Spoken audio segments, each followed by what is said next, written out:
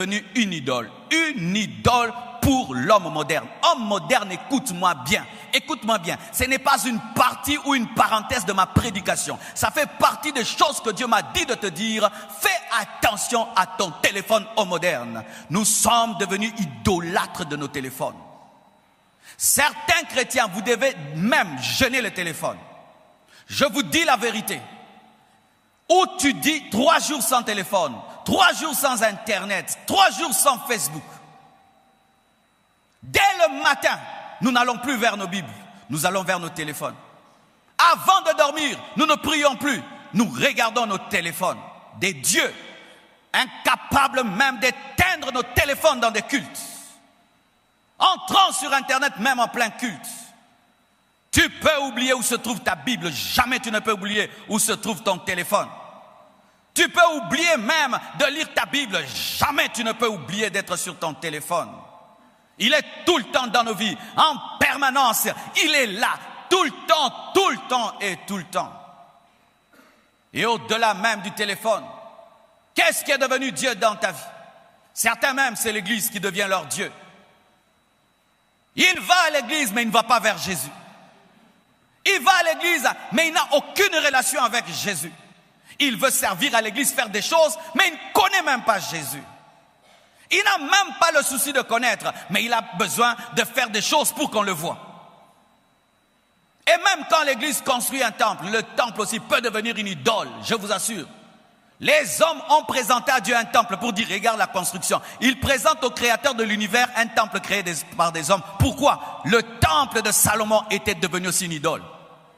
Et lorsque même nous bâtirons, et que ce sera super beau, bien aimé, ne prêchez pas aux gens votre temple.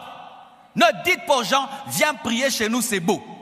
Ne dites pas aux gens, viens prier à l'église Compassion, on a construit un grand temple. C'est de l'idolâtrie. C'est de l'idolâtrie si tu t'attaches à une église pour la construction du temple. C'est de l'idolâtrie que de s'attacher à l'église parce qu'elle est jolie. Car là, Jésus-Christ n'a plus sa place. Et les hommes de Dieu aussi sont devenus des idoles. Des bonnes choses qui sont devenues mauvaises. Des photos des pasteurs dans les maisons des gens. Des gens qui sont prêts à se battre pour prendre des photos avec des pasteurs. Qui, lorsqu'ils te voient, ne demandent plus que tu pries. Il faut une photo. Où nous devenons des stars. Fermons même vos yeux de sorte que vous ne voyez plus Jésus. Parlons des pasteurs à longueur des journées, mais ne lisons pas la Bible. Bien-aimés frères et sœurs, même l'église, le ministère, même ta responsabilité à l'église peut devenir une idole. Ta responsabilité à l'église peut devenir une idole. Où tu es prêt à te battre pour ta responsabilité au lieu de t'occuper de ton intimité avec Dieu. Ton mari, ta femme